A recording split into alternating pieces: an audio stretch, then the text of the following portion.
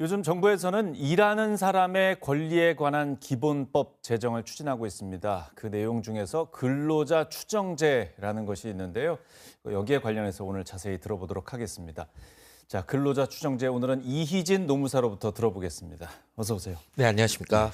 자, 먼저 근로자 추정제가 어떤 개념의 제도인지 설명을 해 주시죠. 네, 근로자 추정제라는 거는 근로자인지 여부가 문제가 되는 경우에 일정한 요건이 충족이 되면 해당 사람을 근로자로 보겠다라는 제도를 말하는 거거든요. 네. 즉 임금체불이나 퇴직금, 산업재해 같은 민사 분쟁에서 근로자성이 쟁점이 될 경우에 법원은 먼저 이 사람이 사업주로부터 지시를 받아서 일을 하는지 아니면 업무의 방식이나 업무의 그 양을 회사가 지정해 주는지에 따라서 근로자성을 판단하게 되는데 이런 요소들이 상당 부분 확인이 되면 일단 근로자로 보겠다라는 거고요. 예. 반대로 회사가 근로자가 아니라는 점을 입증해야 된다는 것이 근로자 추정제의 핵심 그 요소입니다. 네. 보다 쉽게 이야기하면 근로자 추정제는 근로자인지 애매하면 일단 근로자로 보겠다라는 제도로 보시면 될 것 같습니다. 예. 정부가 이 정책을 추진하게 된 이유가 있죠.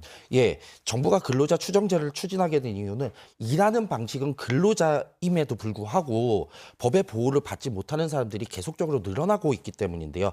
최근 플랫폼 노동자나 프리랜서, 특수고용직 같은 계약서상으로는 뭐 개인 사업자로 되어 있지만 실제로는 회사의 지시에 따라서 정해진 시간을 근무하는 경우가 엄청나게 많아졌습니다. 그럼에도 불구하고 이분들은 현행 법률상 근로자로 인정을 받을 수가 없거든요. 그렇다 보니 임금체불이나 산업재해 같은 노동 문제가 발생했을 때 개인 스스로가 저는 근로자였습니다. 라는 것을 입증해야 했기 때문에 권리 구제가 사실상 어려웠습니다. 근데 근로자 추정제는 이런 불균형을 줄이기 위해서 사용자의 지휘 감독을 받고 일했다는 점 등이 드러나면 일단 근로자로 추정을 하고 아니면 회사가 근로자가 아니라는 것을 입증해라는 취지이기 때문에 네. 그 노동 환경에 대한 어떤 사각지대를 조금 더 그 보호해주는 그런 취지라고 보시면 될 것 같습니다. 예, 일자리 형태가 다양해지면서 또 회사에서 인건비 절감을 위해서 이런 분들이 좀 늘어나고 있지 않습니까? 그렇죠. 구체적으로 좀 어떤 분들이 대상이 됩니까? 근로자 추정제의 대상은 특정 직업으로 한정되는 것 같지는 않습니다. 형식상은 뭐 프리랜서나 개인 사업자이지만 실제로는 근로자와 유사하게 일하는 분들이 대상이 될 것 같고요. 네. 예를 들면 뭐 플랫폼을 통해서 일하는 배달기사, 뭐 대리기사, 그리고 학습지교사, 보험 설계사 등과 같은 분들이 대표적으로 거론이 됩니다. 이분들의 공통적인 계약서에는 용역 계약이나 위탁 계약이라고 되어 있는데 실제 회사나 플랫폼의 지휘 감독을 받고 업무를 수행한다는 거에 근로자와 매우 유사하다고 할 수 있습니다. 예. 근로자 추정제는 이런 분들처럼 근로자와 어떤 비근로자의 경계에 있는 사람을 대상으로 하고 있고 우선 근로자 보호하는 취지에 맞게 적용 대상이 정부에서 확대 검토하고 있는 것으로 알고 있습니다. 예, 이제 쟁점이 되는 내용은 이분들이 어디까지 이제 근로자로 인정이 되느냐, 이제 모든 경우에 되느냐, 네. 이게 참 중요하지 않습니까? 결론부터 말씀드리면 그 근로자 추정제가 적용된다고 해서 모든 경우에 다 적용되는 것은 아닙니다. 이 제도는 민사소송에 한해서 적용되는 제도라는 것을 알고 계셔야 할 것 같은데요. 네. 다시 말해서 이게 처벌을 위한 제도가 아니라 이미 일한 대가를 돌려받기 위한 제도라고 보시면 조금 더 이해하시기 쉬울 것 같습니다. 네. 예를 들어 배달기사로 일하다가 그만둔 사람이 근로자가 아니라는 이유로 퇴직금을 받지 못했다면 회사를 상대로 퇴직금 미지급에 대한 민사소송을 제기할 수 있는데 네. 이때 회사가 이 사람은 우리 근로자가 아니다라는 점을 명확히 입증하지 못하면 법원은 우선 근로자로 보고 퇴직금을 지급하라고 판단할 수 있다라는 제도가 근로자 추정제입니다. 예. 반면 근로자 추정제는 형사 사건에는 적용이 되지 않는데요. 형사 사건은 국가가 입증 책임을 지기 때문에 사용자에게 입증 책임을 전환시킬 수가 없습니다.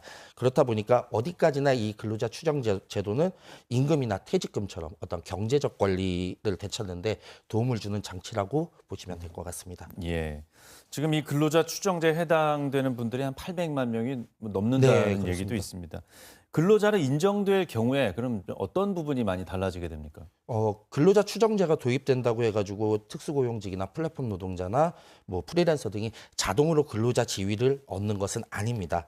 이 제도는 뭐 자기가 조치를 취하지 않았는데 곧바로 퇴직금이나 연차휴가나 이런 부분들이 바로 발생한다는 건 아니고요. 예. 왜냐하면 앞서 말씀드렸다시피 근로자 추정제는 임금체불이나 퇴직급 미지급 같은 분쟁에서 민사소송의 절차에 들어갔을 때 적용되는 원칙이기 때문에 바로 근로자성이 인정된다라고 보기는 어렵습니다. 예. 즉 근로자 추정제는 지위를 자동으로 바꿔주는 제도가 아니라 문제가 생겼을 때 일한 대가를 돌려받기 쉽도록 입증 부담을 좀 덜어주는 제도라고 이해하시면 될 것 같습니다. 예. 본인이 이제 그 근로자로서 일을 했다는 걸 입증해야 이제 효력이 생기는 거군요. 그렇죠. 예전에는 그랬는데 이제 추정제로 바뀌면 이제 근로자로서의 그 나는 근로자였다라는 걸 본인 스스로가 입증하지 않아도 된다라는 거죠. 예, 네. 예. 그 부분이 바뀌는 네. 거군요. 예.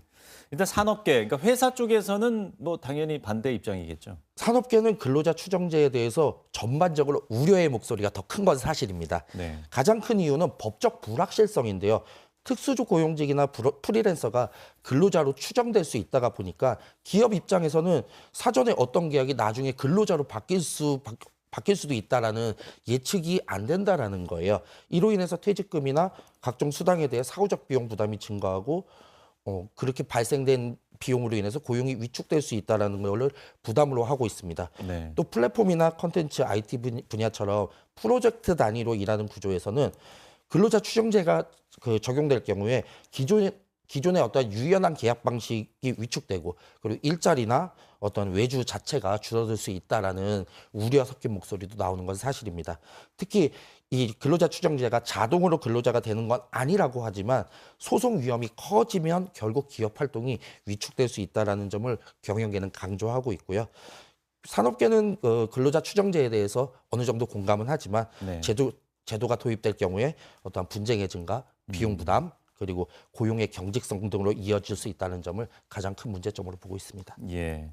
근로자 추정제에 대해서 그 노동계 쪽은 이게 지금 상당히 좀 부족하다고 생각하지 않겠습니까? 제가 봐도 뭐 좀 개선은 됐지만 네. 예, 확실하지는 않기 때문에 부족한 이유로 좀 반대를 하겠죠. 네, 노동계가 환영할 것 같지만 의외로 반대를 하고 있습니다. 네. 이렇게 반대하는 이유가 말씀하신 것처럼 기대한 것만큼 실효성에 한계가 있다라고 보고 있는 거거든요. 특히 민주노총은 근로자 추정제가 임금 체불 등 분쟁이 발생된 이후, 특히 민사소송이 제기된 이후에 적용되는 방식이기 때문에 이건 오히려 근로자들에게 또 하나의 장벽이 될 수밖에 없다라고 이야기를 합니다.